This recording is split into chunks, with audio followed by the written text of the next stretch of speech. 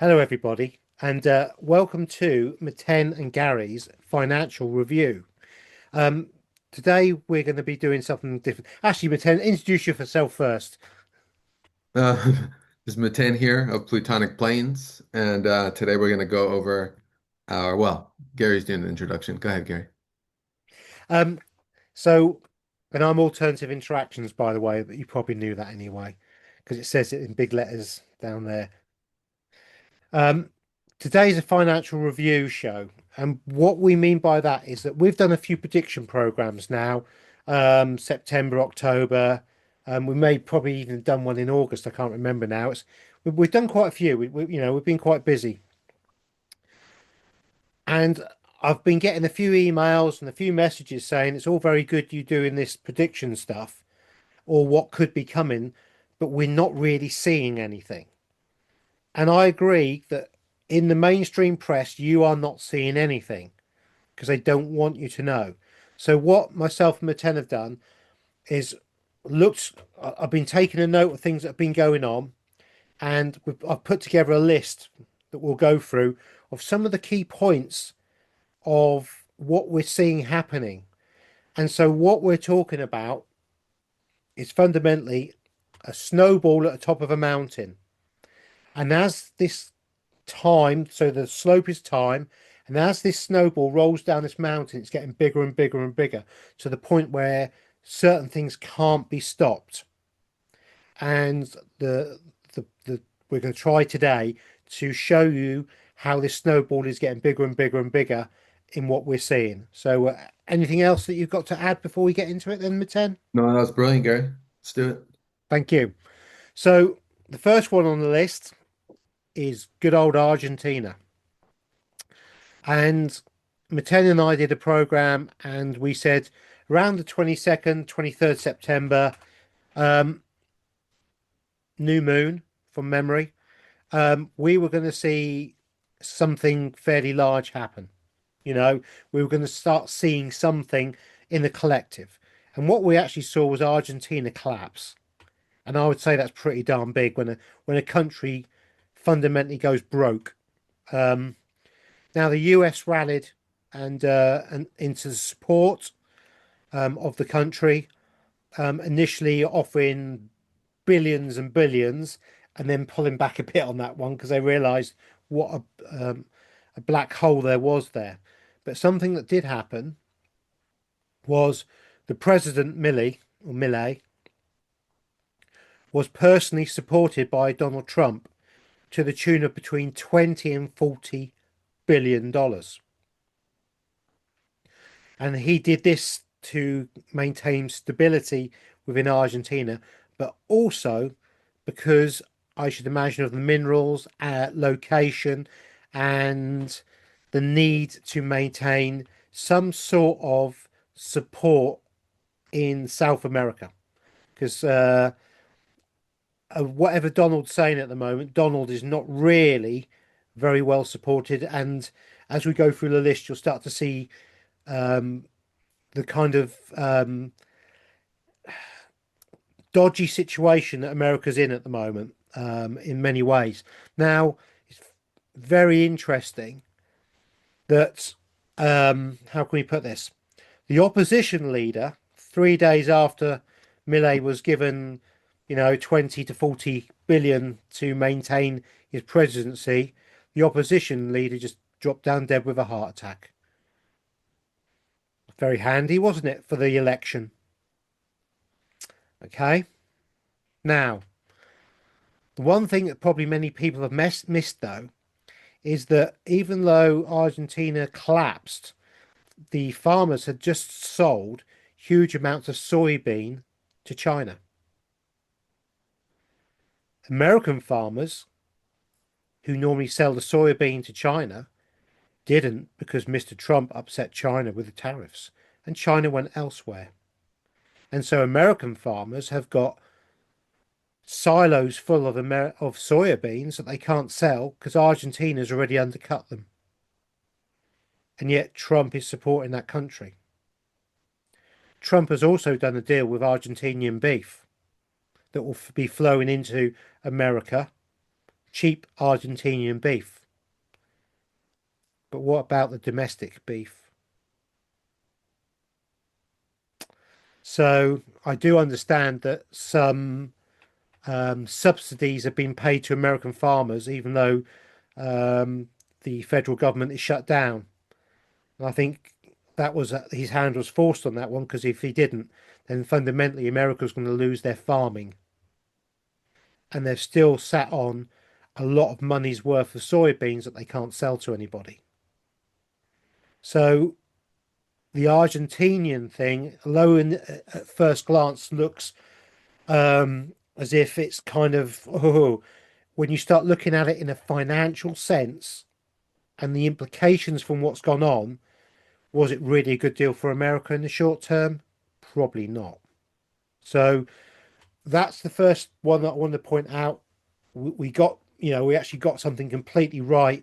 We couldn't foresee what it would be, obviously not, but we did see something big happening, and that's the first bit of the snowball on the top of the mountain starting to go down. So, with that, Meten, what are your thoughts? In what you see or chart wise, so you can remember. So just a reminder, so during September we had two eclipses. We had the eclipse of September 7th, which was about 14 degrees Pisces.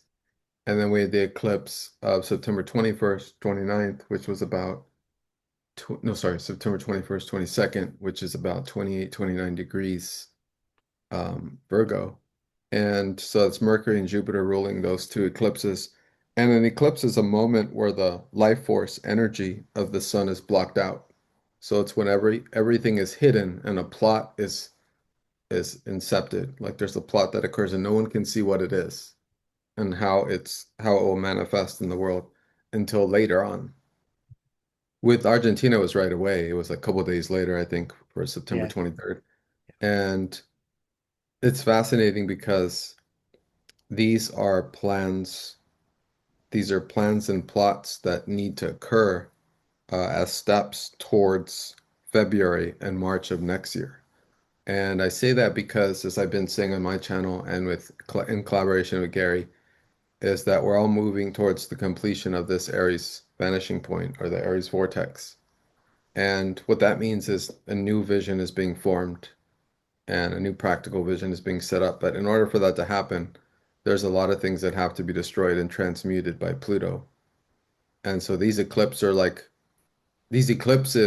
are like kind of mini shockwaves that are being sent out to destroy what no longer is valid or works economically and technologically. And so all that's being reset through the parameters of the Aries vortex in combination and collaboration with Uranus bringing in new tech and Pluto and Aquarius destroying old tech. And right now, at this particular time, we're having, and we'll get into that in the next video, but we're having a little reset as well. But it's not we'll go over that later in a little on number 8 in this one. But that's what I see. And the eclipse will have more fallout effects uh, as we move through the months. So the next huge one will be around, let's see, it'll be square to the eclipse. So square to September will be Sag. So that'll be November, the end. So it'll be December. It'll be mid to end of December. Although we have some stuff this month, of course, too, with the new moon. So I'll leave it at that for now. yeah, yeah, yeah. Brilliant, brilliant.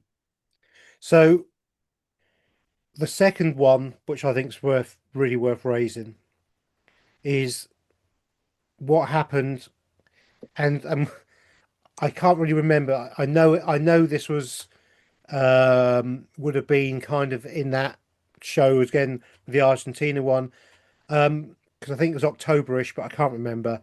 Was in the Netherlands actually seized a Chinese ship that was connected to the chip maker Nexperia, and this has caused huge ripple effects. Can you remember when that was roughly? Return from Yeah, that was around October. I think it was October 4th. Fourth. Thank you. Thank you. So that so the beginning of October, we've had this event transpire, and the Netherlands, Dutch authorities have seized a ship, Chinese ship. I think from memory, because of national security, because of the parent company of Nexperia. But Nexperia is who makes chips for cars, as in computer chips. We're talking not chips we fry or eat in bags. And what we're now seeing some weeks later, I mean, we're beginning of November now, first week of November, and we're seeing this, and I'm not exactly sure when it's going to happen. If there's been some kind of deal done or what, but last week we were seeing reports that Volvo and VW factories in Germany only had a few weeks or a week's worth of chips left before production in their plants would have to stop. So all car production for VW and Volvo would stop. Now, this shows just how fragile Europe's supply chain is and how the seizure of one ship and the non-compliance of China or a Chinese company to no longer supply chips until that ship is released is fundamentally likely, if somebody doesn't budge, and I don't know if what deals are going on in the background at the moment over this, who knows? Um, but it could potentially shut down the last big industrial unit that Germany has. Germany's already in recession. Germany's already struggling. Germany has lost, I think in 1 month, last month, they lost 126,000 engineering jobs. It's huge. Germany is the powerhouse of Europe. It's the beating heart of Europe in production manufacturing, and it's on its knees. And another country's um, seizing of a ship could potentially bring the entirety of Europe to its knees and create a complete collapse of the EU. And that's how serious this is. Now, this isn't going to happen overnight. Remember, we've got the snowball, and the snowball's gaining a bit of momentum. But this is all part of what we're seeing.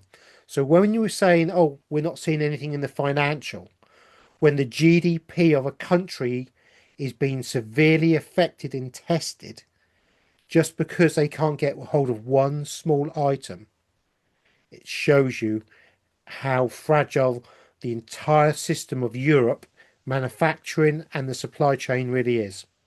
So there we go. Have you got anything to add to that, Pitem? Why was that ship seized? Why would they seize a ship by China?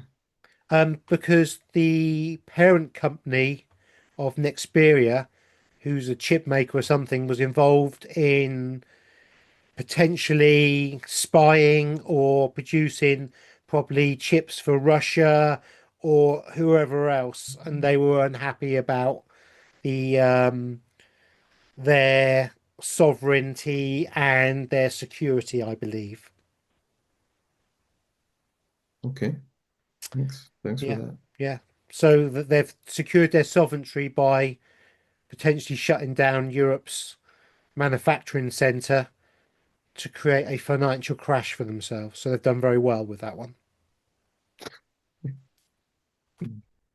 All right, number three. um, Number three. This is going back to the USA, and we're going to be talking about, in this case, the car subprime auto leasing, lending, and parts. Now, I can't quite remember when we did this. I think this was in the September show, Pretty sure it was September show. Could have been October. No, it might have been October actually. I can't remember. Anyway, what we had, and I reported on this, was that we had two major companies in the USA collapse in the car subprime lending and parts sector, and that was Tricolor and First Brands. 3 or 4 weeks later, we've had a third one collapse in the same market, which is Prima Lending Capital Partners or Lending Capital Partners. So we have had three major auto leasing, lending, loan, second-hand car loaning companies collapse within a month of each other fundamentally. And we're not talking about small potatoes here. There could be up to 80 billion worth of subprime loans and contagion amongst all the multiple reselling of debt upon debt upon debt, which is how our fiat system works. Was one major bank in America called Jeffries that could be 3 to 10 billion in the hole for the first two, which is Tricolor or First Brands, one or the other. I think it was First Brands. But I wanted to bring this up, not so much of what the collapse could potentially mean, but just to demonstrate how the contagion goes everywhere. So it was reported just shortly after the third company collapsed that Barclays Bank in the UK, for either Tricolor or First Brands, was £110 million loss from debt it held via them directly. And that's not including subprime, that's a direct loss from loans that they had secured directly to these companies or one of these companies. So it just shows that if one bank in the United Kingdom can be 110 million, I'm guessing that most of the banks in the United Kingdom will have multiple millions worth of exposure to this financial system. And I would suggest and make a guess that most of the banks in America also have contagion or are connected to and will lose multiple millions of dollars connected to these three companies' collapse. Now, Meten spoke to me today. We're having a general chat, obviously, before we started. And I said, America's in trouble from what I can see. Things are really struggling. And Meten spoke to me about how they were living on credit. So would you like to express to the audience who aren't in America just how people are living off credit currently because they can't afford to live? And it's like, do you pay your car loan? Do you pay your rent? Or do you eat? So, Yeah, it's all as you said. It's like a decision, like a lot of, I mean, those who have been successful, quote unquote, in purchasing property, for example, they may have property, but do they have a job that's giving them, enough money to, pay the bills, or do they have a job?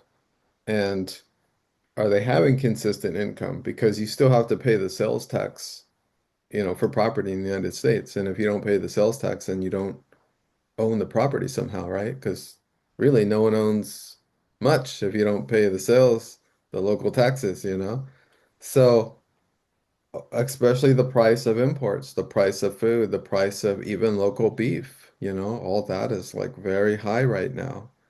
And people are having to, consider buying less, I don't know, not the grass-fed meat they're used to or something, or, buy cheaper or buy different types. People are having to renegotiate how they shop, how they get their food because the prices are really high, and it's really affecting everyone. And restaurants have doubled in the last 2, 3 years, the prices for a meal.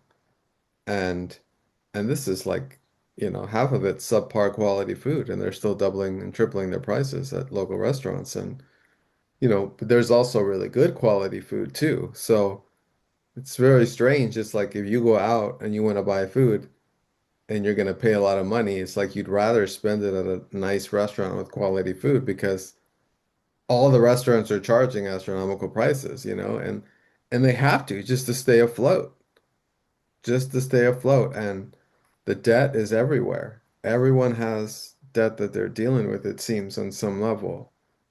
And, if not, then they're doing well. But yeah, that's what it is right now. So the crash has already happened. Yeah, The reset has already happened. We're just everything is just slowly coming into place as to what that looks like on a country, or not even country, but on a worldwide basis. What that looks like for groups of countries and their plans for dealing with their own debt, because they're doing the same thing. I mean, what, we have the 37 trillion debt.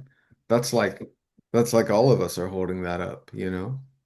So we'll talk when we get to 8 about how what those plans, those yeah, Aries vortex plans are in effect yeah. that Point eight's culminate very there. interesting. Yeah, yeah. Now, something else that is exacerbating what we've just been talking about is the federal government shutdown and the fact that the food stamps and the availability to food and everything else is being denied by to thousands. I think it's 45 million Americans are struggling now. And I think the federal government shutdown is costing between 15 and 30 billion per week. Now, I'm not sure if that's correct, but big What numbers do you mean? either. What do you mean the shutdown is causing what? 15 billion per week. It's costing people, companies, because you think if a company supplies a federal company government and that federal government's now shut down, they're not paying their bills. They can't order extra parts or bits and pieces. And so fundamentally, your biggest customer, which is the federal government, is no longer a customer. People are being put in furlough, we're hearing in the UK. So Americans who work for the federal government have been put on furlough, but they're not guaranteed that they're going to get paid when this all stops. And even if they'll have a job when and if it does stop. And so this has to be having a huge effect on, and as to why we're seeing the subprime auto leasing side of the financial system collapsing because it's very easy to live without a car. So you're obviously in America. What are your thoughts on that? What are you seeing, Meten? I see birds and trees and and let's see, some rain. Yesterday was some rain, and today the sun's coming out. That's really nice. Um, but the day before was really windy and gray, and the Yeah, day before was very rainy. And this is fascinating to me because this whole month, and we'll go over it next video, but this whole month is like a barrage of waves every day. Every day something different occurs. Some new shock occurs. And today's November 7th, and we've had the shutdown since, let's see, I think today is the 38th day of the shutdown. yeah, So we've had it for over a month now, and this is record. The last shutdown, I think, was 2013 in October as well. And that was, I think, maybe 19 days or something, or went up to some 20 something. And it could very well be today that it stopped. I know they're having some talks today to see if they can end it today. So it could very well end today. If it ended today, that would make sense because that would be on board with just, I mean, every day there's a huge transition. Yesterday, Venus went into Scorpio, ingressed into Scorpio. Today, I don't even have my astro notes until the next video. So, yeah, um, but every day something's occurring. I think today is when Uranus goes retrograde back into Taurus. So we're like going into a portal a time portal into the past these next couple months because all these planets are going retrograde and we're looking to see, okay, what's really working, what's not. And so that's why we're seeing all the like, okay, we better be cautious. Okay, we better shut down the government. We better do this, we better do that. So all the manner of wackiness and sudden shocks to the system is occurring within the next month. And during the end of this month, the markets should see some light again or some rise again. At least the crypto markets, the gold, the silver, the stock markets, they've been going up. I can't imagine them going further up at this time. It seems like there's a time for them to go down and crypto to go up. So that's what it seems it's moving towards.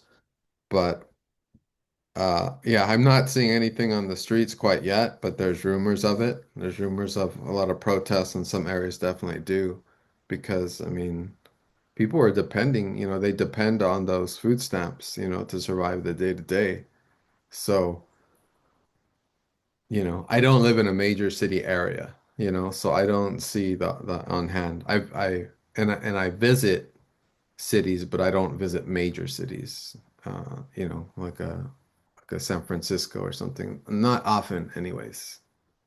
So there you go. That's what I Yeah, got. no, that's brilliant. That is brilliant. But it is a clear indication it's not helping the financial situation in any way, shape, or form. So It's yeah, not helping our the local people's financial no, situation.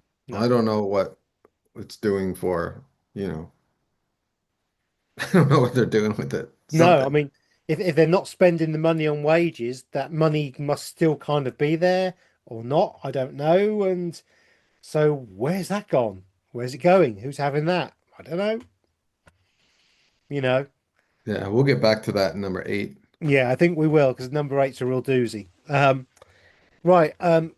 Fourth one is the BRICS payment system. And it's called CIPS, CIPS.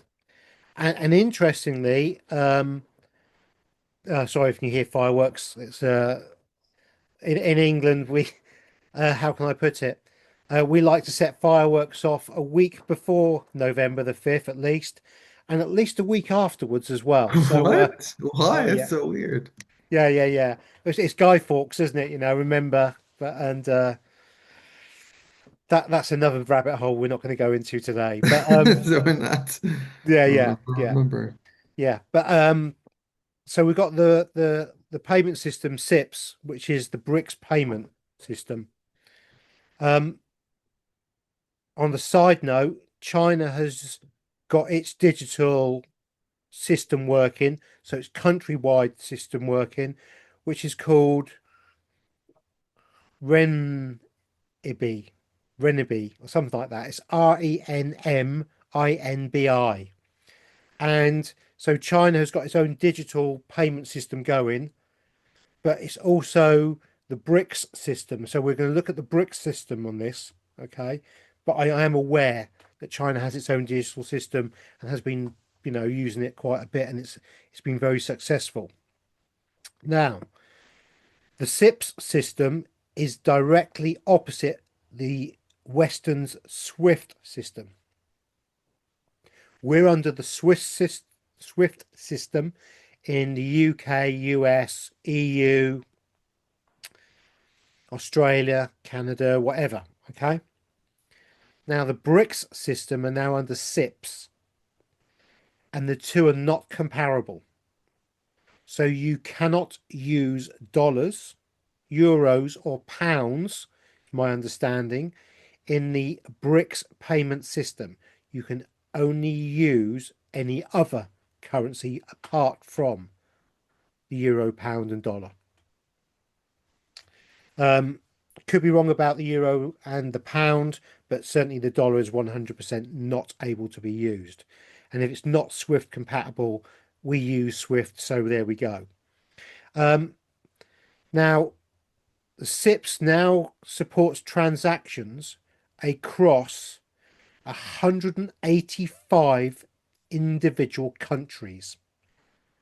So that's 185 countries, bar the Western countries, have direct access to the SIPS system, and to be able to trade not using dollars, pounds, or euros, but fundamentally dollars. We're talking here. So they're in those 185 countries could be doing trade between themselves and $0 are being used. That's huge. That's huge. It means the dollar has been sidestepped as being not wanted by these countries. Now, I'm not saying all 185 are using this, they certainly are not, but they have the option to.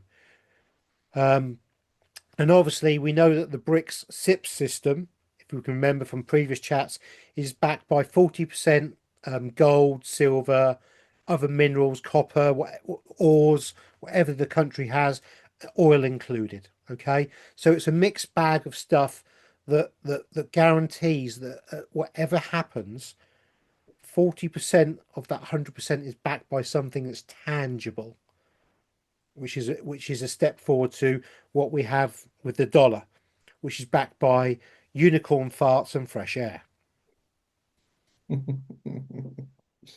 It's at a high value on, Yeah. Oh yeah, yeah. Especially those unicorn farts. But you got to be careful they don't blow away into space. Um, Now, 40 nations are currently using the SIPs instead of SWIFT. So there are 40 nations that are actually using SIPs for the majority of their transactions and not SWIFT, and SWIFT is dollars. So that's as of 2025, 40 nations. We have a quote here from the Singapore PM when this came about, and it links in. And the Singaporean PM warned a few weeks ago of a potentially messy transaction or transition, sorry, a messy transition to post USA order. So what we have is countries that can now usurp the dollars, saying that it could get messy. Now, what messy means is up to interpretation, but I would say financially messy, and probably more so for the West than it would be for those countries that can deal in BRICS nation um, goods. So, so yeah. So again, if you've got any thoughts with that one, or do you want to just go on? You'll just go on the five. That one was more of a reminder of the contrast we have between SIPs and and the Swift system. But it's happening. These are signs. This is the snowball going down the hill, everybody. Oh, nothing's happening. Really? Do you think I it? should mention then that, you mentioned this last time. We have the situation in Venezuela, where Venezuela is wanting to get into the system, it seems. And yet there seems to be some interference over on from their old system who doesn't want to let them go. And so again, we're seeing this is I was mentioning to Gary in our talk prior in geodetic astrology, all the major aspects occurring right now occur over the world map. And I was reminding Gary that in over England and Europe is the Aries vortex, which means a whole reset of their economic system and what they're doing. And over South America and parts of the US is the Pluto line. And the Pluto line is like very similar concept, just in different planetary configurations, but it's the Pluto line.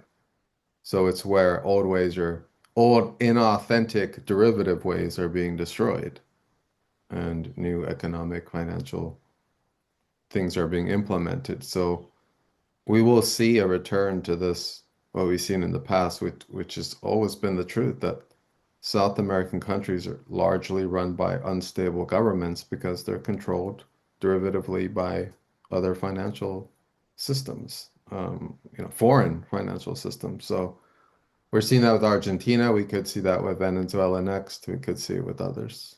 Yeah, Yeah, very, very, very valid point there. And it makes sense of the Argentina thing as well, with what Meten just said, it, you that's the gift of Meten. I mean, oh my God, everybody needs a Meten in their lives, by the way. Everybody does.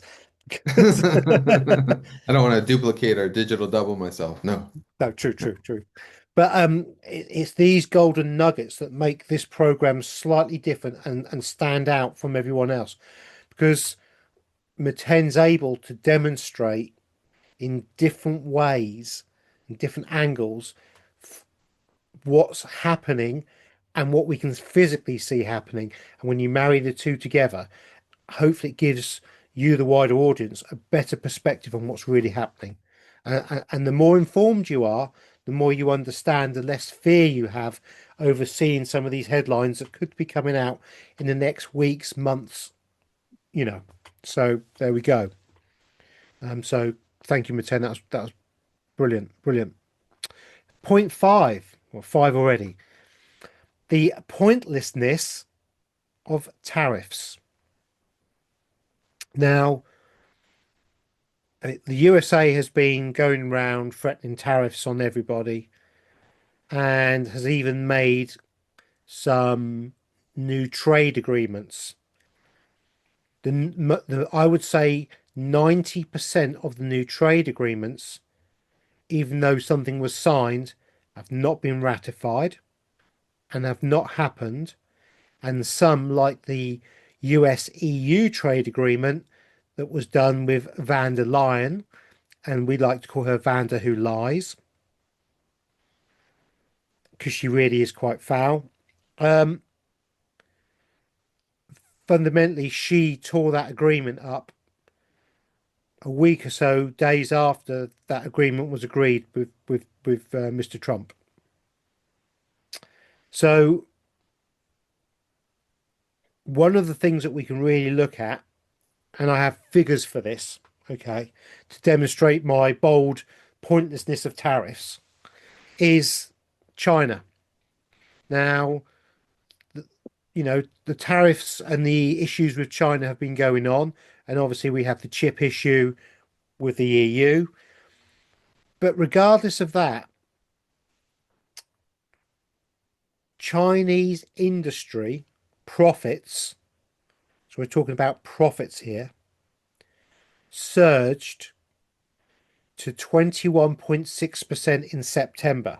Now, I know that's September, and you can say to me, oh, Gary, we've got a couple of 3 months where it could all drop and it could all go wrong. Okay.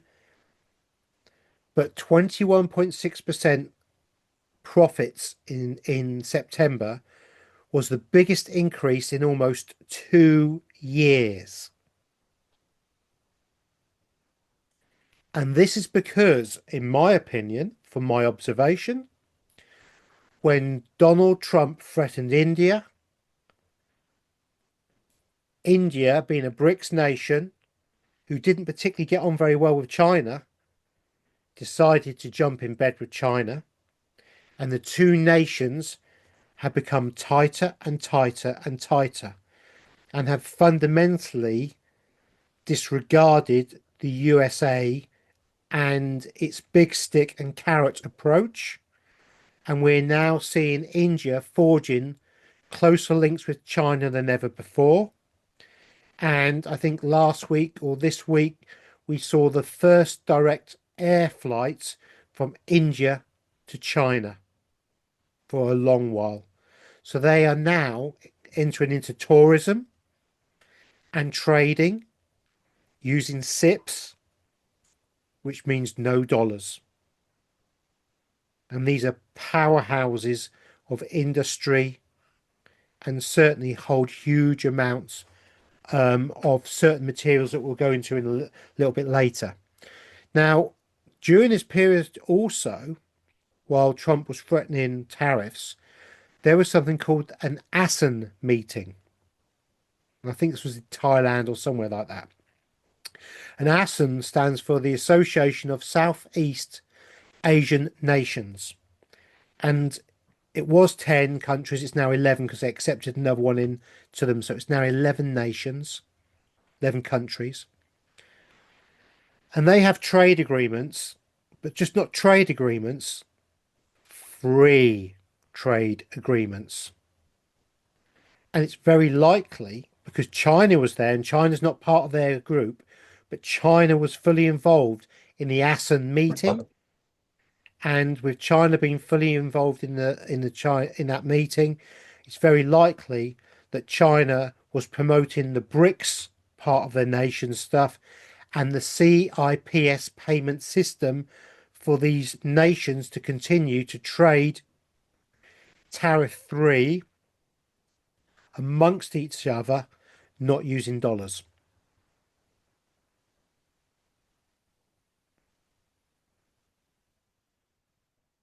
So, you know, So so we have an example of we're trying to implement new boundaries, with as a mistress, and we're pushing our mistress and our lover into new arms, new mistresses or something, and well we're put.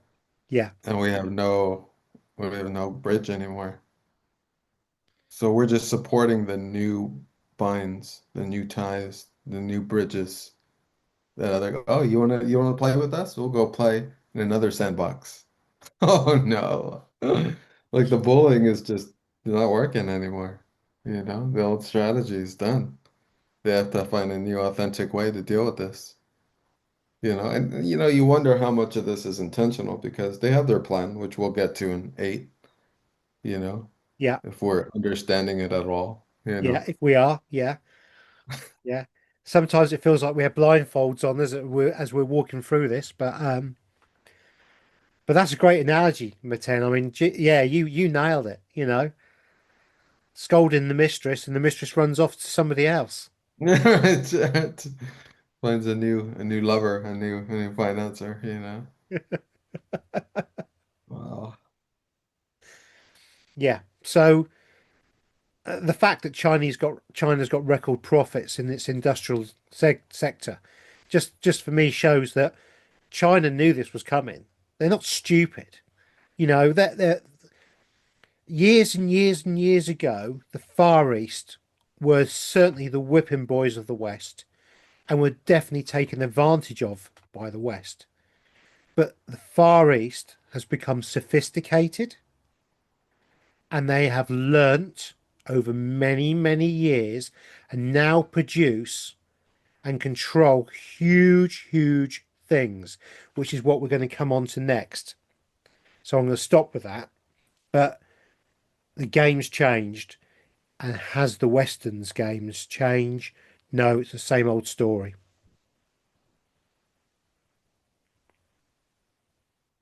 So, number 6, the BRICS nations are reserve rich nations and industrially powerful.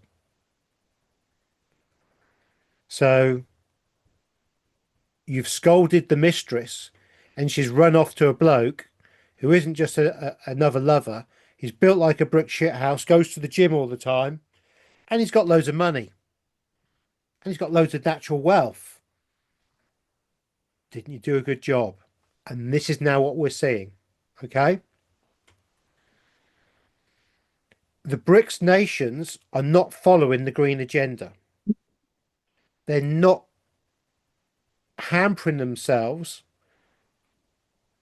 by not purchasing cheap oil and gas reserves from country R. They're not building coal powered stations and using their natural resources to create cheap energy to produce and continue to push forward their industrial march.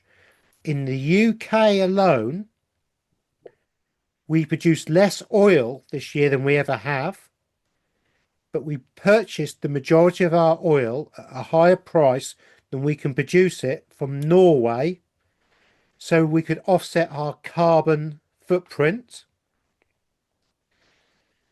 The Norwegian gas and oil fields are exactly the same as the British gas and oil fields. They're rigs sit next to each other in the North Sea.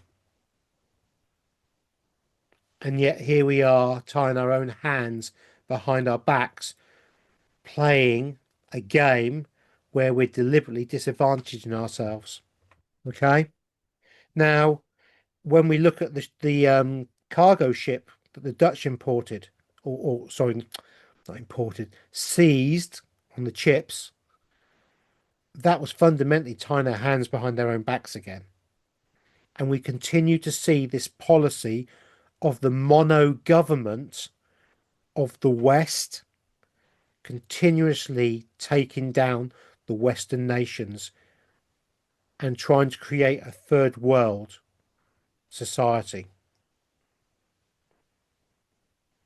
Now, a little piece of figures, because we do like figures. For an example of this, what I'm just talking about. So the entire G7 nations growth output for the coming 2 years, I think it was, is 19%. The top, I think, 7 BRICS nations, but if you took, whether this is true or not, but let's just call it the BRICS nations. The top BRICS nations, their projected growth over the next 2 years is 35%. And I think that gap's only going to get bigger. And the prediction going into 2030 was it's 3D to 5D, everybody. It's that split, you know, and it's a chasm that is getting to the stage where it cannot be stopped. It's becoming too large, and you know the fact that this gap is being projected to increase further as we go forward is really not good news for Western nations in any way, shape, or form. So I don't know if you've got anything to say about that, Meten, or we'll just go on to number 7, which You is gave me a great title for our episode. did I Yeah, you did. I think you got it. I won't say really? anything yet. We'll talk about it after. Superb. Nice. Because I didn't have a title. So there we go. You saw it here first live. Number 7 is my old favorite and what is essentially only real money, although I would actually say that there is actually no such thing as money, and all of it's a 3D concept of control and the master slave conundrum, which Meten and Tula did a very good video on the other day. So do check that out. Very interesting. Very interesting. But we're going to talk about gold and silver. And Meten spoke about this briefly previously about the fact that gold and silver seems to have plateaued off. Now, this isn't a natural plateau off. This is full price manipulation. This is corruption on an industrial stage, and this is as dark and dodgy as it gets from our banking cartels, fundamentally. Okay. Now, I'm going to use silver as an example. Silver was going and now it's completely dropped. The fact that we virtually have no silver, and at one point last week, or was it the week before, India couldn't sell any silver to its people. The biggest region in China, which is a Sichuan, something like that, which controls a quarter of all the gold reserves in China, stopped supplying silver. And the fact that London seemed to run out and that the Royal Mint has no more silver to mint into coinage. And I think the American Mint is exactly the same. So we've got a very, very, very low stock of silver, which in any true capitalist society would mean the price would go up and the ratio would go back to or start to go back to how has been for 3,000 years previously, which is 15 to 1 to gold. And we're still at 80 something to 1 in gold. So, in one day, approximately 1 billion paper silver ounces were traded. So, in one day, 1 billion ounces of paper, not real silver, paper promises, were traded to suppress the price of silver in one day. Now, when we start to look at this in terms that we can understand, there are only 800 million ounces of silver mined in a year. 1 billion ounces. So you know, 1.2% more silver that's mined in an entire year was traded in one day to crash the silver price. And those banks doing so would have been BlackRock, JP Morgan, HSBC, Citibank, and such like. And when we look at BlackRock, particularly with our favourite Larry Fink, who's now the WEF chairman, I think we can see where we're going with that one, and I'm not going to go any further. But silver is a rare and depleting in physical availability product. China has just recently restricted silver exports.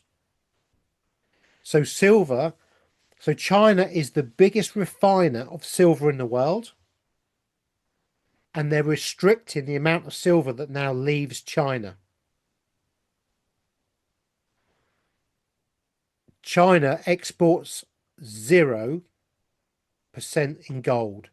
No gold is ever exported out of China.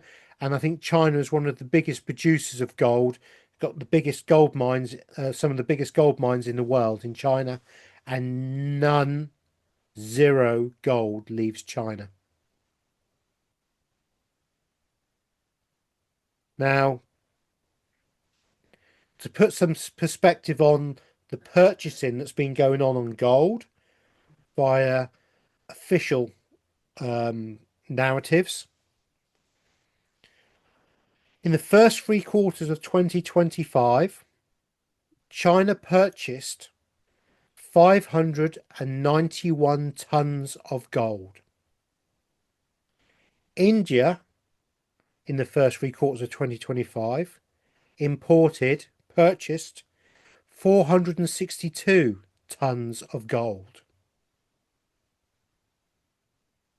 The US purchased and imported 109 tons of gold. Just 109. What was the number for China? Sorry. China was 591 tons. Okay. Now, it has been suggested for a long time that China holds far more gold than they have let on. Perhaps 10 times more gold. And why is that important? Because when we get the revaluation, when the money collapses, if gold gets revalued, whoever holds the most gold controls the markets and takes control of the world.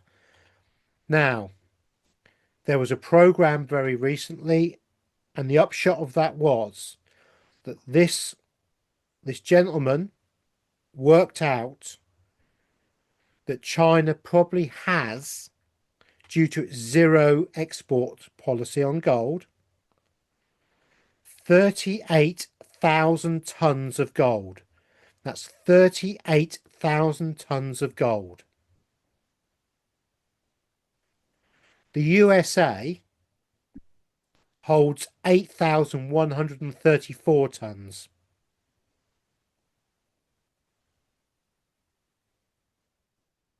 You said the USA holds 100. 8,000 30,000. 8,134 tons.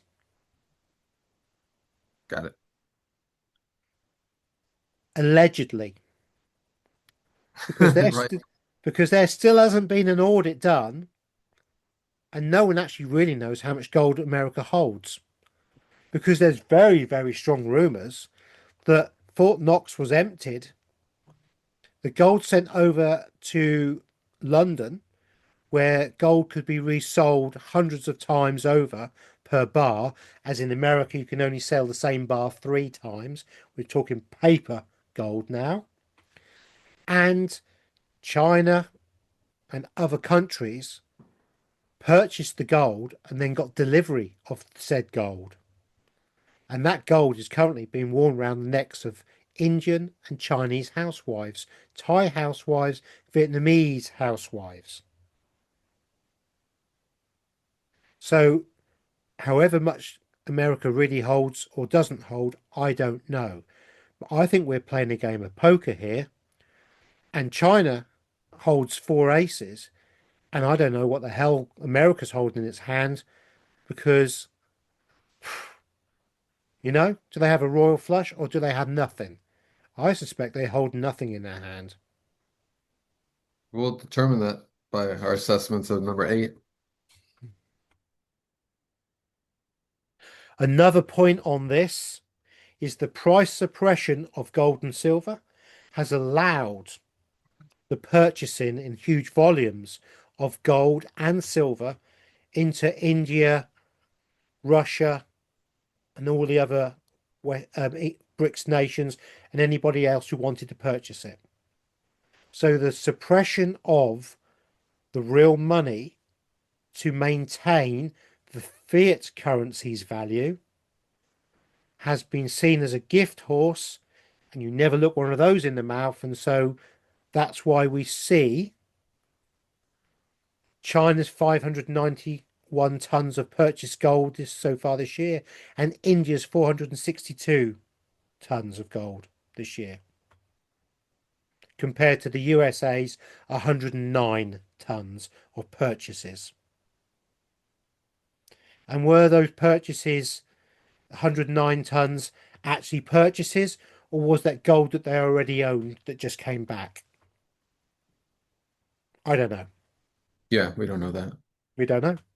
You know, What we do know is that it's been a great buy for them.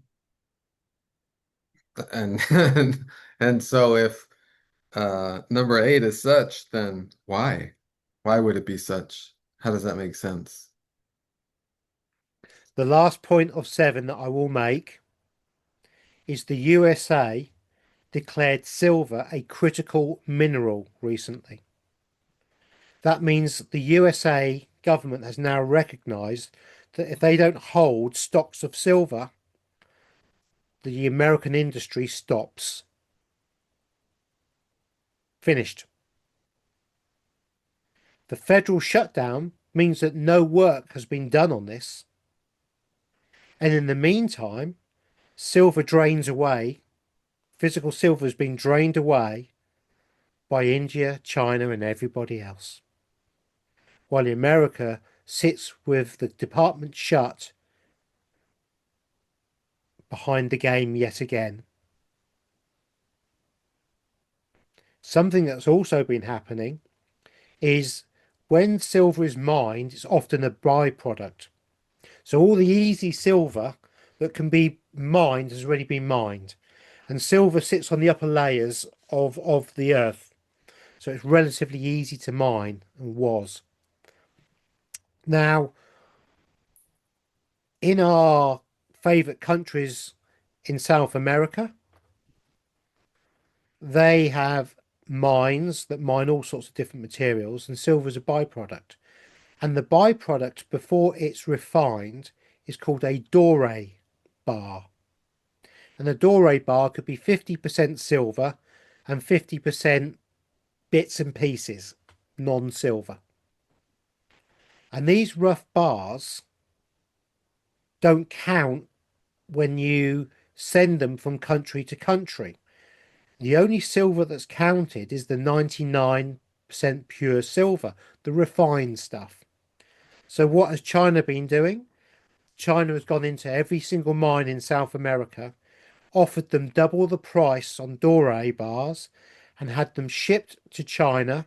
And remember, China is the biggest refiners of silver in the world, and that has gone unreported. So, out of the 800 million ounces of silver that's mined every year, no one has a clue how much in the last year or so China has scoffed away to themselves because it's unreported and it's not, no one keeps a record of it. So, something that is a critical mineral to a country's manufacturing and wealth has just been let drain away. I got nothing more to say on that one, you know. Wow. They must have found some new mineral that no one knows about yet, surprise mineral that's gonna come out next year and everyone's gonna be shocked and in the streets and happy and I've we'll just be able worked to out buy what it cheap. I've just worked out what it is. Which one is it? Unicorn farts. They're gonna crystallize it into gem quality material or like stone quality material, and it will each hold. Oh my goodness. Now you got me thinking of gems. Because it's not just I wonder how that market goes because what's really interesting, this is just a sideways, but this is really interesting because I'm involved with this market, is consider what you said about a lot of this gold, right, being worn on the necks of citizens, especially in India, China. So consider jewelry itself. There's going to also be a huge issue with jewelry and jewelers because how are they going to afford to purchase the silver and the gold to meld into the forms of rings and pendants and bracelets? You know what I mean?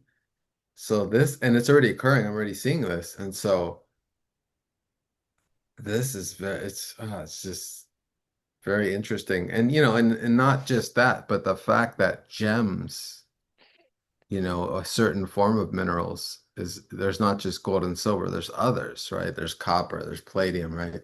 I mean, those are other metals, but then there's gems, there's rubies, there's emeralds, there's, all which also comprise uh, a symbolic representation of the planetary rays and frequencies, which have value. And so I haven't even thought of this till this moment of how they may increase in value as gold and silver increase in value. So that's interesting. That But is, isn't it? It's yeah, are we knock-on ready to go? effect. Yeah. Are we ready to go to 8? Forgive my We Aries are, Smith. we are, we are. Just one little thing on silver, just as I remember it. The UK trade 600 million ounces generally of silver every day or every week, something like that. The available float of silver held in the United Kingdom vaults is 140 million ounces.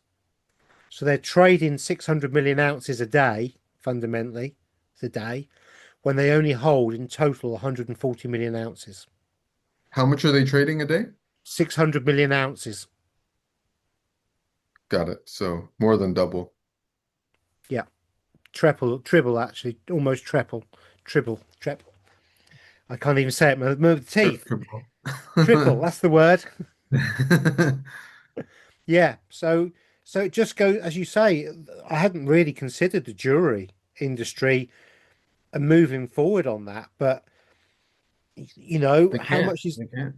you know They can't even purchase right now. The prices are astronomical. How can they purchase more silver and gold to put into jewelry? Who's going to buy? Unless you know what I mean? They already have the buyer. yeah, That's a big issue. yeah, they're going to literally have to make it to order once the deposit's been paid to cover the cost of the gold or the silver price, and then pay for the whatever goes in it and the workman's time. So that's another form of investment I just suggest for others is buying old jewelry, Yeah. with their gold and silver. But even if it has already crystals and gems on it that you like or don't like, you could always have them taken out and new ones put in. Um, but there's great value in purchasing old jewelry. Yeah. Without doubt. Very, and obviously this is not financial advice. None of this is financial advice. No, that was But not but financial that's advice at all. very prudent. And also, if you have a partner and you purchase something like that for them, you'll also be in the goodie books.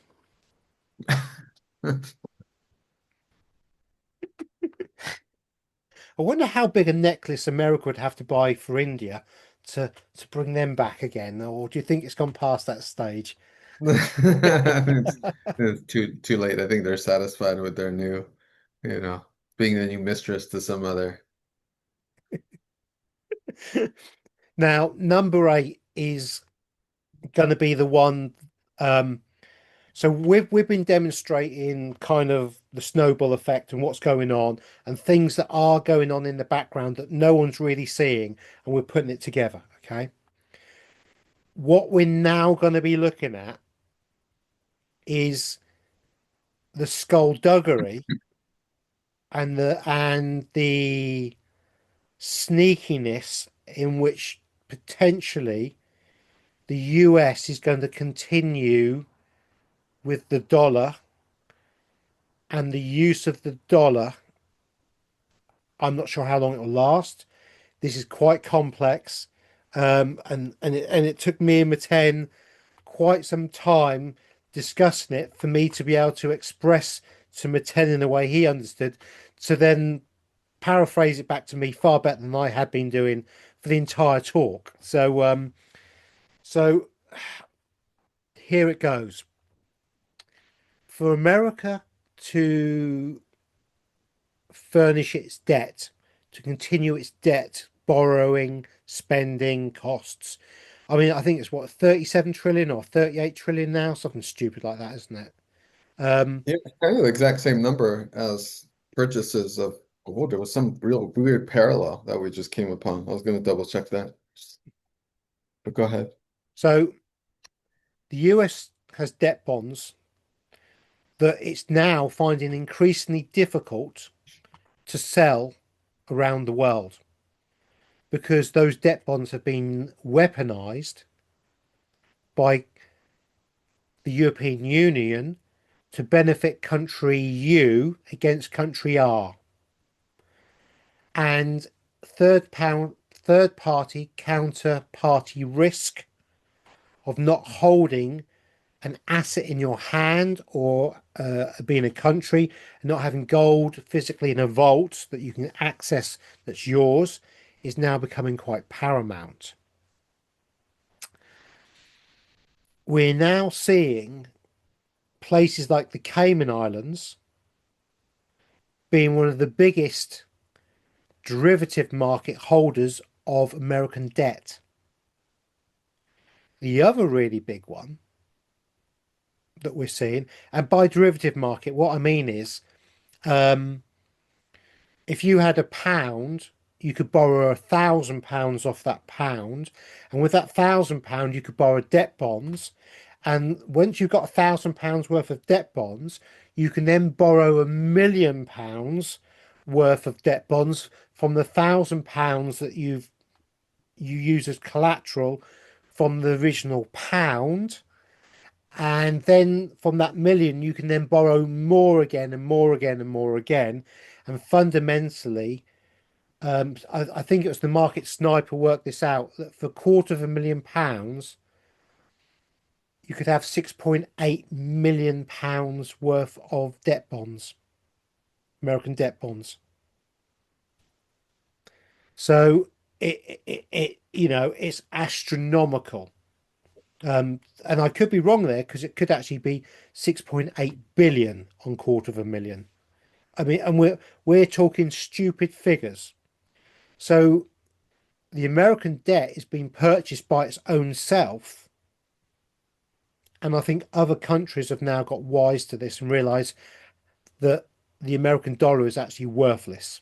And we know it's lost 99% of its purchasing power since its inception, I think in 1971 when it came off the gold standard. Now, the American government is in deep poo-poo because no one wants their debt bonds, and the debt bonds that are being held by people like the Cayman Islands, or even the UK.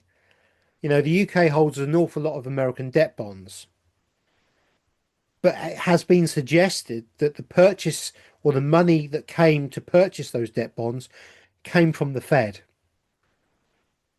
And so the Fed gave the UK the money so the UK could then purchase the debt bonds to make it look like the market is healthy. You know, market manipulation continues at a pace. The inverted pyramid. Now, none of this is backed by real money, gold, and it's all one big Ponzi scheme. It's a pyramid scheme, inverted pyramid scheme.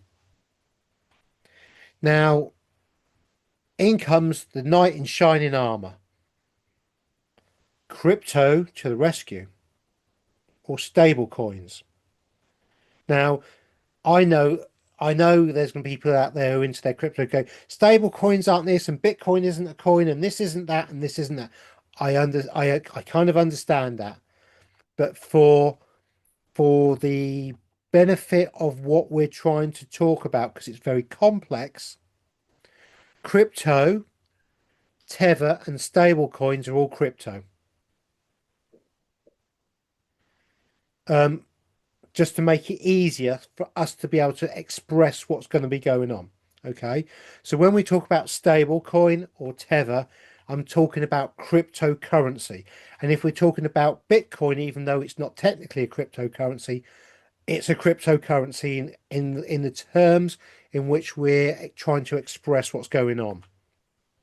Now, the USA has got lots of debt and lots of dollars slashing around because countries like China have returned their debt bonds and no longer buying debt bonds from America fundamentally because they don't need to, because they don't need the dollars anymore, because they've got their own system and they're going their own way, and they're also gold backed, and we'll get into that a bit more in a minute. So America has a currency flow problem. Now, currency is the current of the sea, which is the flow of money, the movement of money. And if money sits there too long, it becomes stale and stagnant and causes problems. Remember, when we're talking about money, we're talking about Admiralty law, and the bank is the river bank. Liquid assets, liquid is the river that or the sea that the ship would go on. And so we are linked into this Admiralty language in the way that money's used. So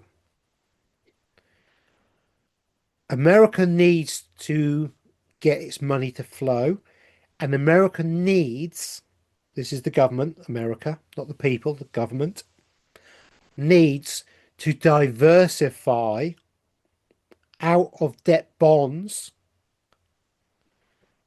but still using the debt bond system to enable them to funnel money around to fulfill their debt obligations with almost physical money.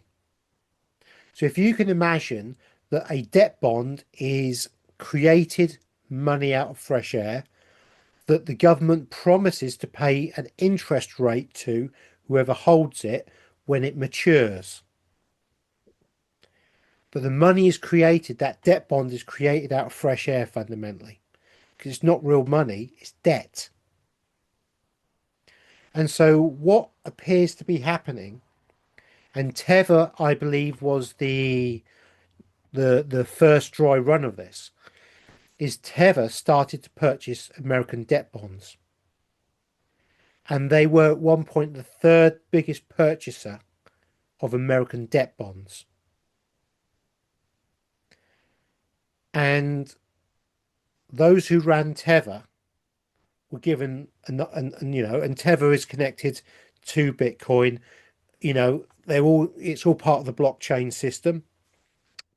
And obviously, the debt bonds that Tether purchased would have gone into and partly funded Bitcoins as well, all linked.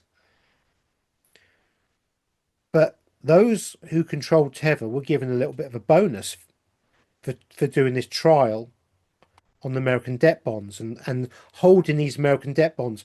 Remember, the crypto is created out of fresh air again. So the American government has created debt or dollars out of fresh air. Tether, which is backed by nothing but fresh air, has purchased these bonds to give itself some legitimacy within the eyes of the establishment to then spread that around the crypto community as as tether coins, as other stable coins. But what they won't tell you is that in Zurich, Tether holds $6 billion worth of gold. So in effect, Tether that was created out of fresh air, that has been buying fresh air and transferring fresh air, was given real money as the bonus for the trial to see how American dollars could flow in to the crypto market. Does that make sense so far, Meten, the way I'm describing it? Yes, very much so. Now, stable coins are created out of fresh air, and this was proven last week or the week before by Paxos. And Paxos is stable coin, I believe. I could be wrong here. I've not looked into it enough. I was only looking, trying to understand the principle of what they did. And Paxos burned in a trial, so they say, 300 trillion PY US dollars in stable coins, just like that. In the Stellar network, I believe that was. Now, I could be wrong in the way I'm doing it. As far as I'm concerned, it's all crypto. It's all stable coins. It's all made up. It's all another fiat Ponzi scheme, a bubble on top of a bubble of nothing to try and move money around the system to give the government legitimacy and the currency legitimacy on actually being a real thing when it's not. So, this is very interesting what I've just said, but really has no bones about it. Until you understand that Visa and MasterCard are now linked into the Stellar crypto and whoever else, but they're both linked into crypto. And I should imagine many banks are now starting to do this as well, or will start to do this.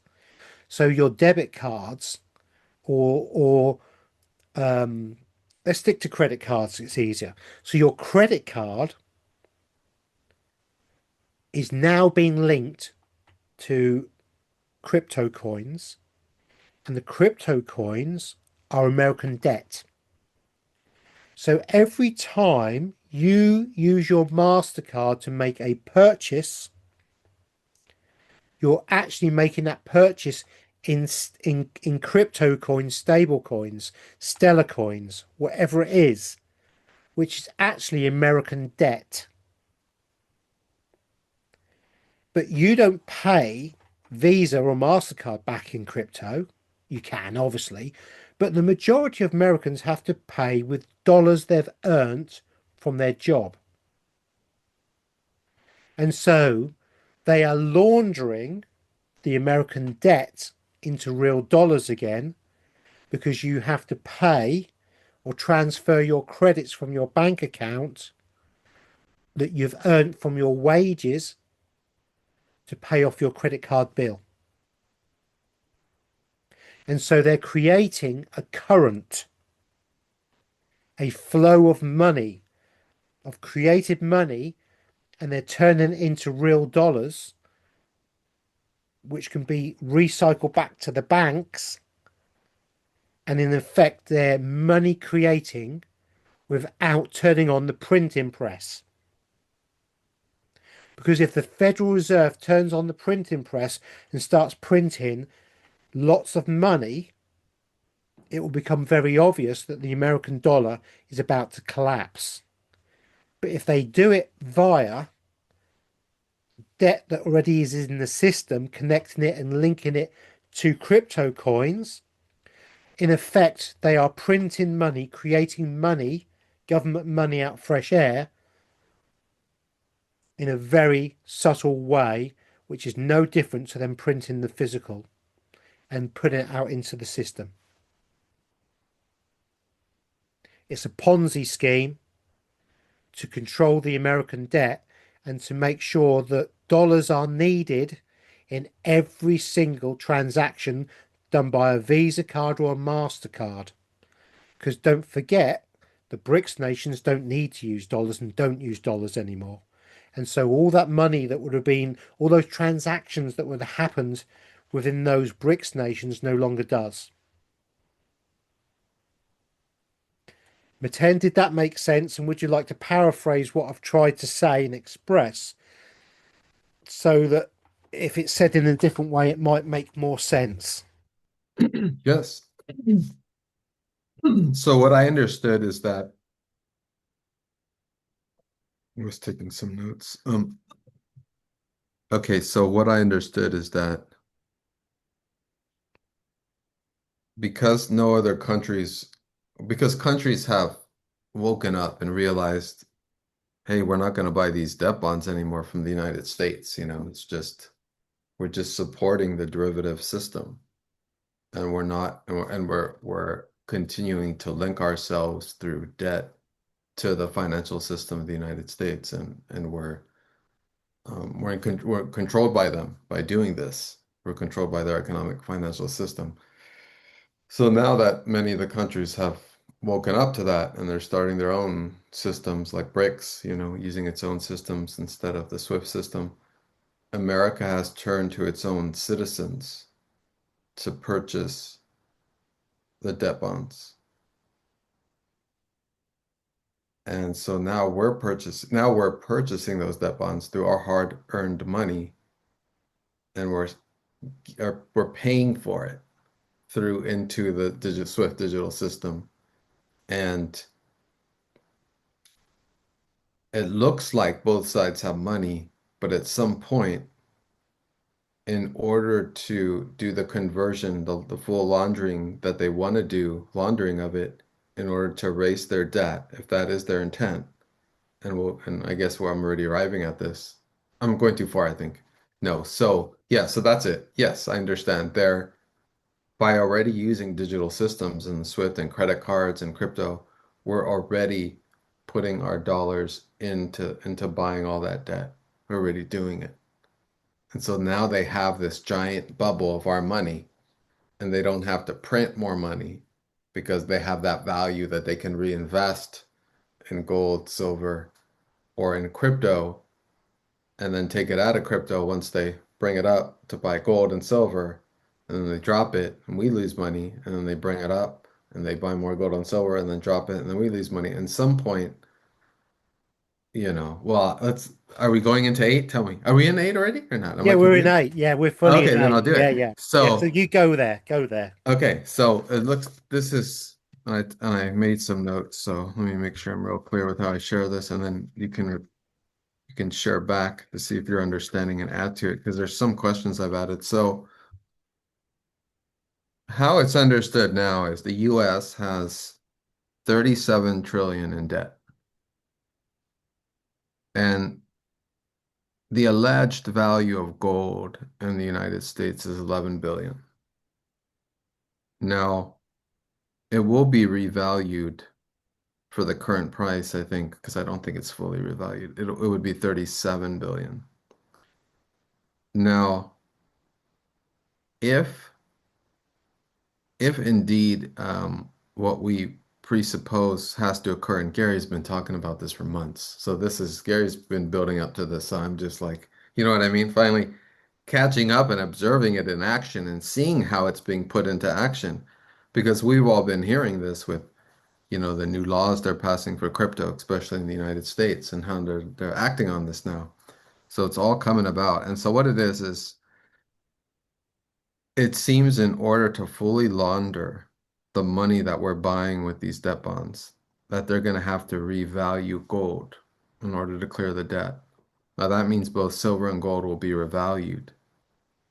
Now the new prices that would be revalued at are for gold currently at, what is it, around, I haven't checked, around 4,000, something like that. Yes, So 4,000. a reevaluation and a part of the process of moving debt into the digital system is going to have to be reevaluating gold at a higher price. And so that would be gold at $124,000 an ounce. And again, this is just currently using our current, value system, which is money, which is dollars.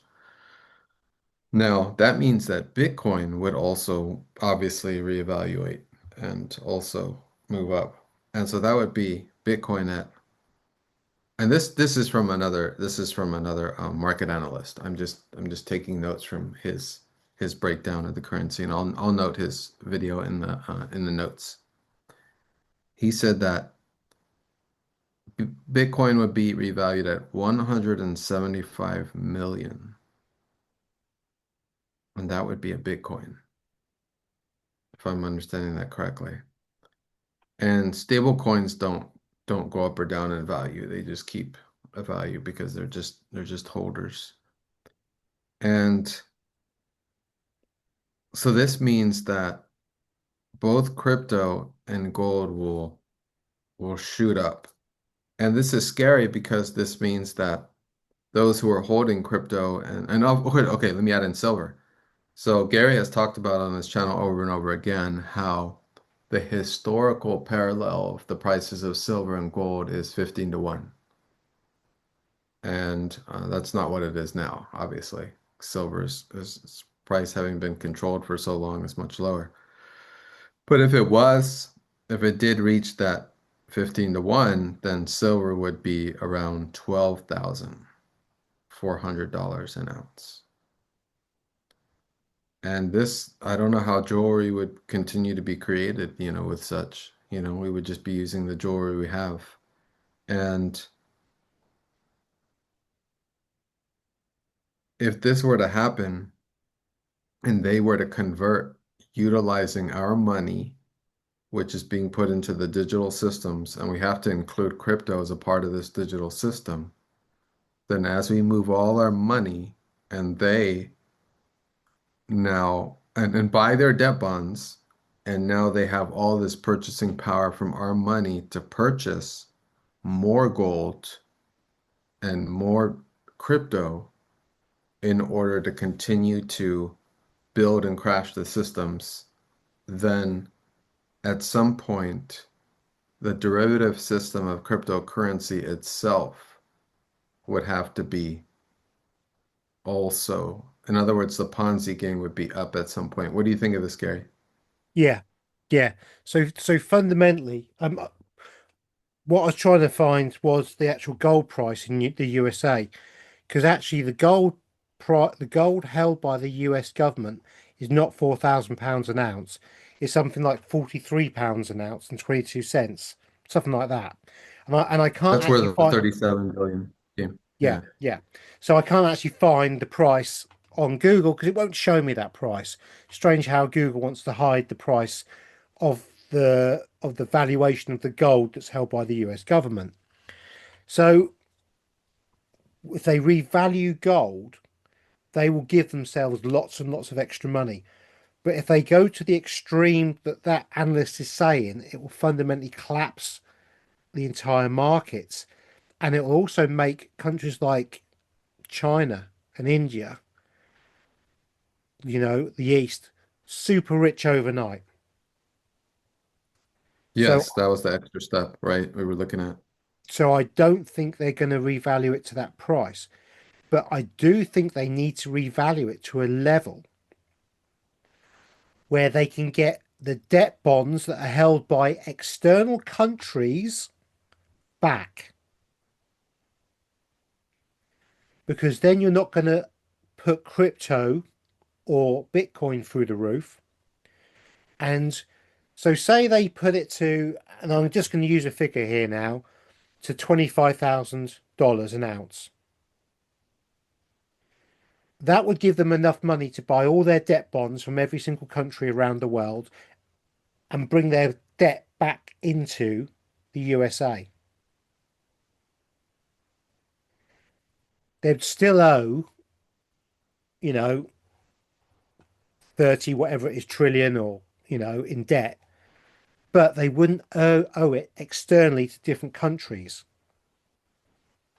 And if they control the crypto market that they've just put all their debt bonds into, by valuing the gold up and putting Bitcoin up through the roof, what they would do before they did that is they would purchase the debt into Bitcoin. They would revalue. Bitcoin would go through the roof. So taking away, or they would do it afterwards, so they could take away and purchase all their debt in Bitcoin, and then they'd crash Bitcoin and they'd wipe out their debt in the crypto markets, and everybody that held crypto, particularly Bitcoin, would get burnt because it would be worthless, because they would crash it and they would then destroy their debt overnight. And they would still hold the reserves of the physical gold in their reserves that are worth 2.5, 3 trillion, 4 trillion, whatever it would be. And that would give a boost to all the other countries, but it wouldn't put them out of sight. That's the way I see it. So I think what Meten said, if you bring the numbers down to a more realistic way, that's how they will use the stable coin to, they will use the crypto market, they'll create a bubble. The bubble will hold the American debt, the bubble will collapse and crash, and the debt goes with it.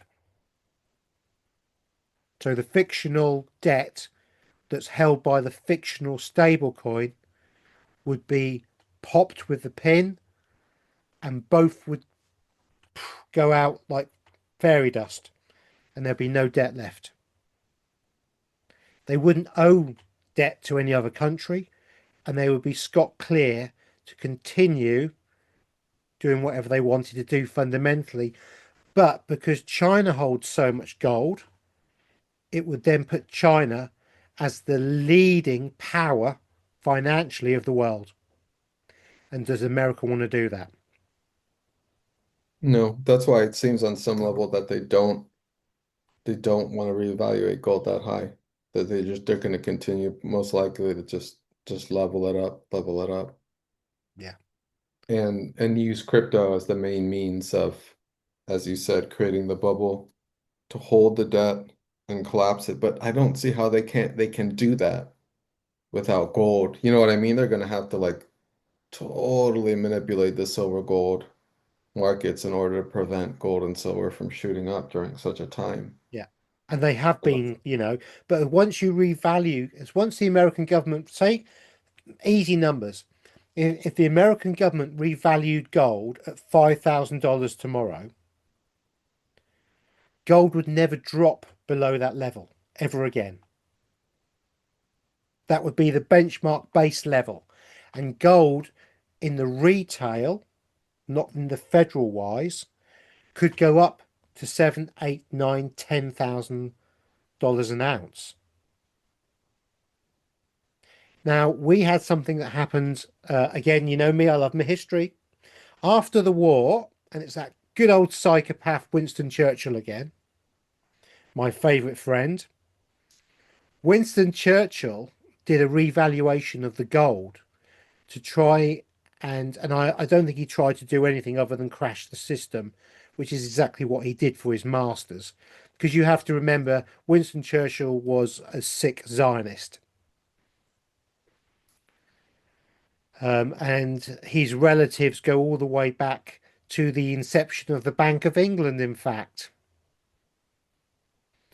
and his direct relative was the first Duke of Marlborough, who was getting paid £6,000 a year in 1694 by the Zionist Jews in Holland. Anyway, I digress. Winston Churchill was the Chancellor of the Exchequer. He revalued gold at too low a level in the UK, and it didn't wipe out the debt. And because of soaring inflation and everything else like that, the UK still went into a crippling recession and major problems. So there is historical um, tones of a fairly recent gold revaluation of a country, the UK, and ultimately that's when the UK came off the sterling silver, because the UK and silver sterling was the reserve currency of the world, and it was the Briggs Stratton um, that gave America the gold reserve and the reserve currency of the world in 19 whenever it was 40 something, that carried on until 1971 when Nixon took it off the gold reserve, gold backed currency. So we have a lot of skullduggery. And obviously, when you understand that the Federal Reserve is controlled by the Zionists, same group of people, and Winston Churchill was working for the Zionists, you can see why Churchill crashed and didn't revalue the gold at a high enough level in the UK to enable his masters to be given control of the world's currency and to take it into the USA. But there we go, you know. So it's very, very, very interesting times in the respect of how they're going to do it and what they're going to do.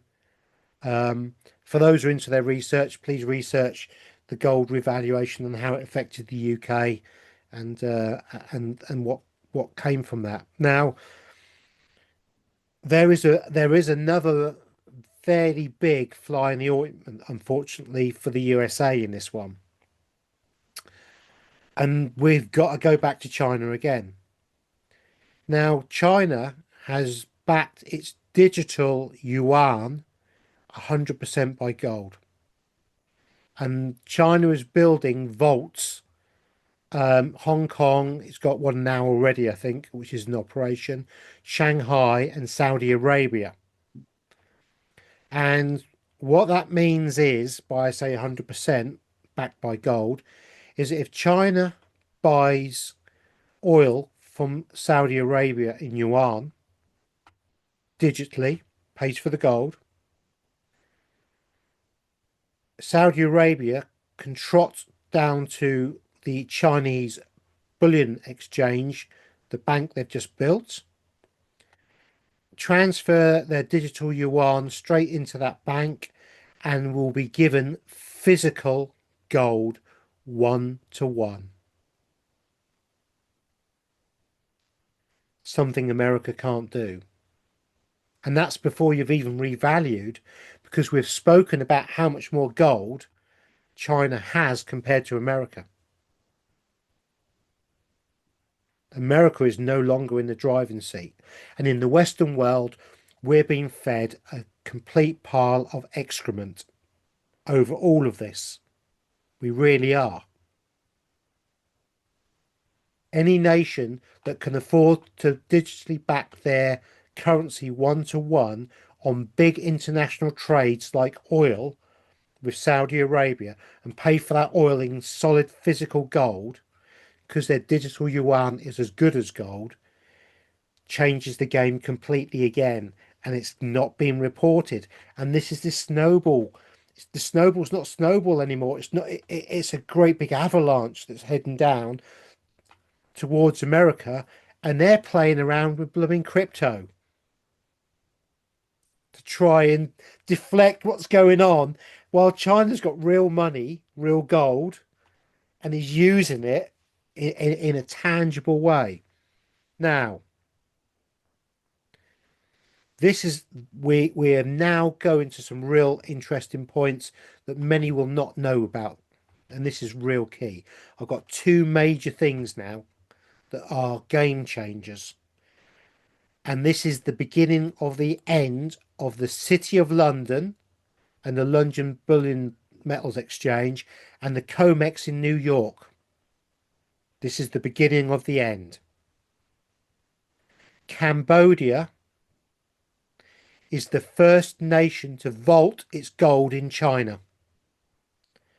Cambodia no longer trusts the West to hold its gold and is transferring and has transferred its gold, and all new future gold will go into China to be held in Chinese vaults, probably Hong Kong.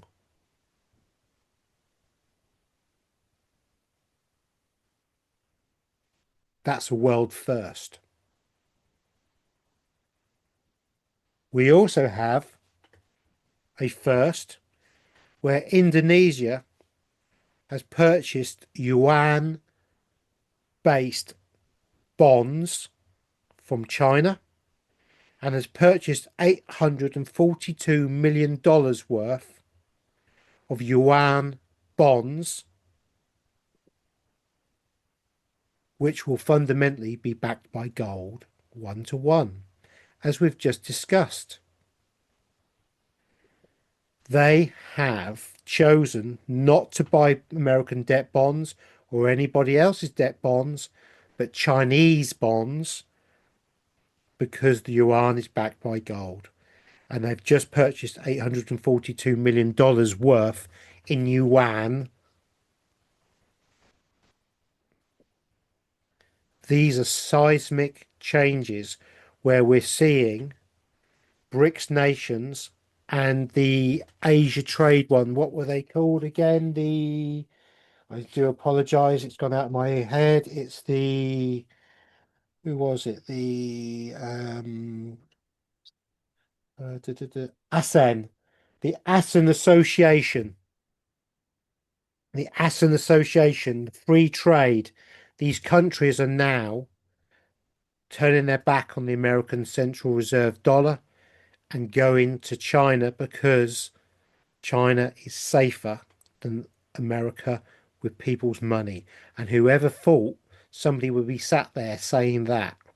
And I wonder how many people I triggered saying that, by the way. But it's a fact.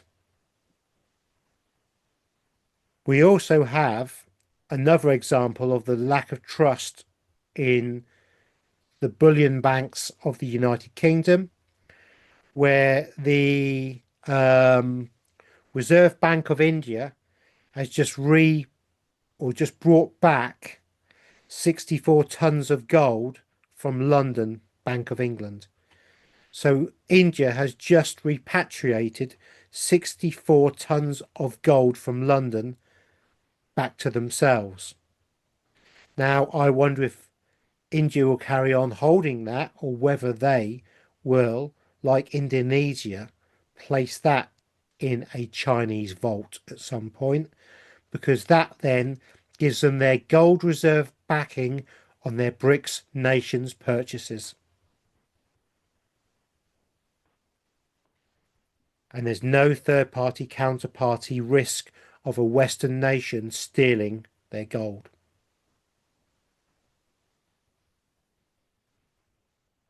There we go. You're drawing the lines sharper and sharper. We're seeing the lines between worlds be more clear as we move towards the Aries vortex.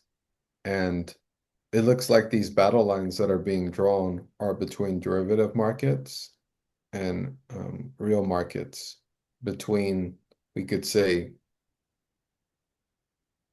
the Fibonacci sequence, which represents an Ouroboros with no real life source, a death system, a system based on derivatives, versus a system that is more crystal code based, more lotus of life based on real gold, which is the life force of the sun.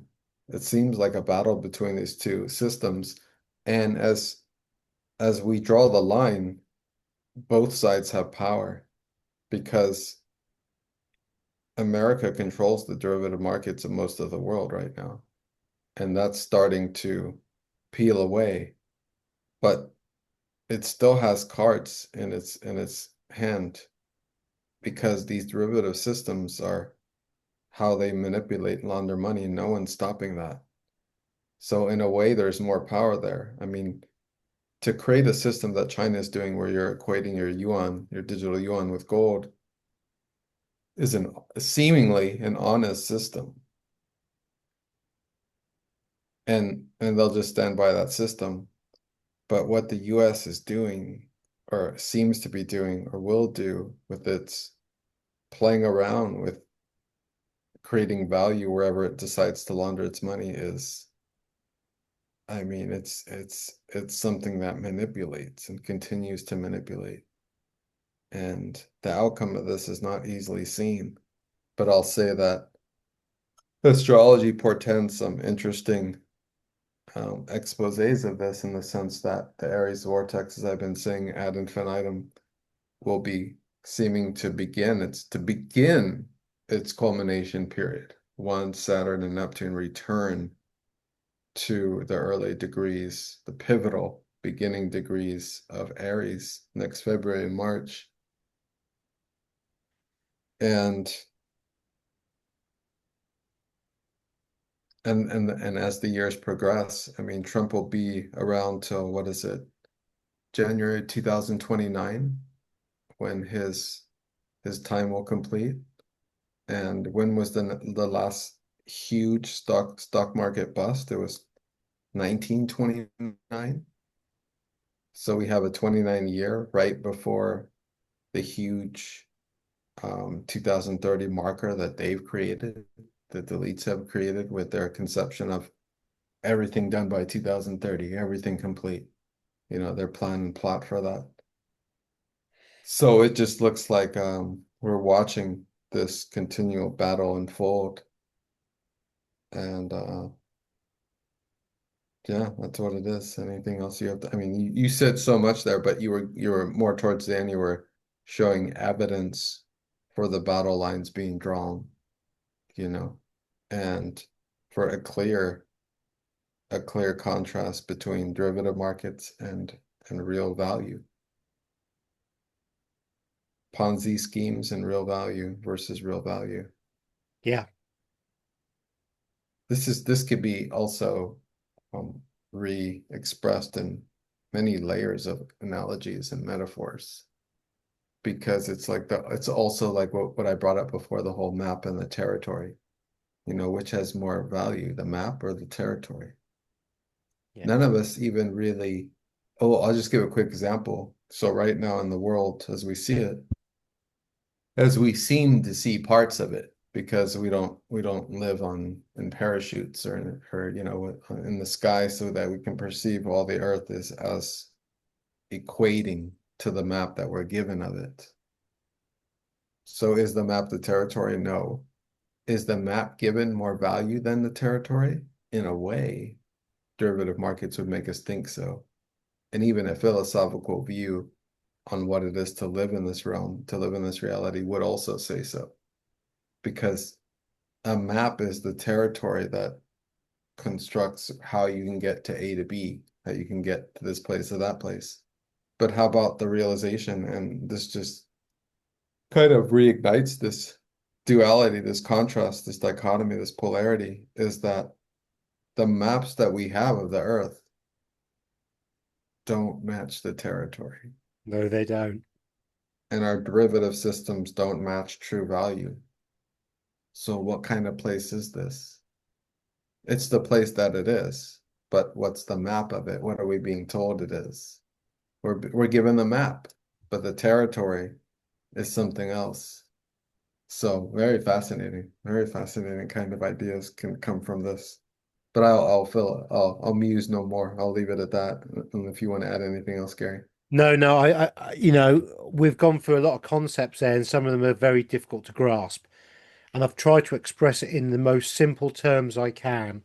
You know, You can do smoke and mirrors with crypto on debt, playing around with revaluing things, not printing more money, but creating more money out of fresh air, smoke and mirrors, look over here, don't look over here.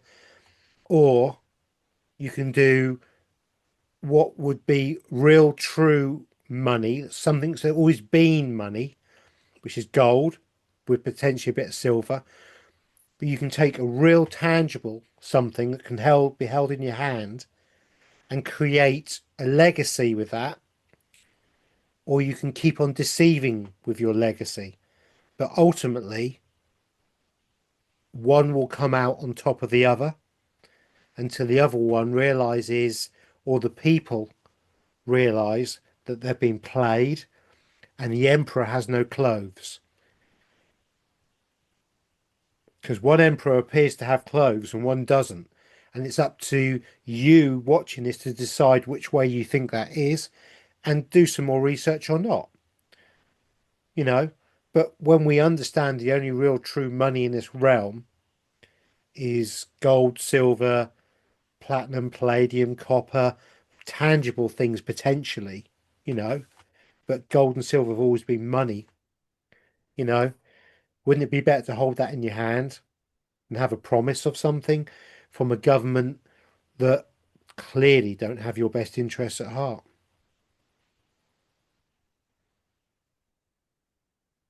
All right, I think that's it. Thanks so much, Gary. You just Yep. broke down so much and then so clearly. It was brilliant.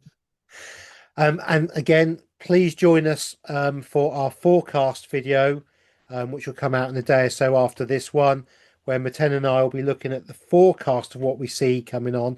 It will not be half as long as this one because we've gone through the nuts and the bolts in this one, so we can be quite clear on our forecast one, and we can go through what we see, or Meten can, and we can try and look at what, from what we've gathered from this video, what could be, you know. And perhaps with this video and you watching that one, it'll give you ideas on where you think it's going, and give you more room for the comments of things that we may have missed. So with that, Meten, thank you very much. And we'll catch up with everybody very soon. Thank you very much. Love, light, and blessings, everyone. Bye bye.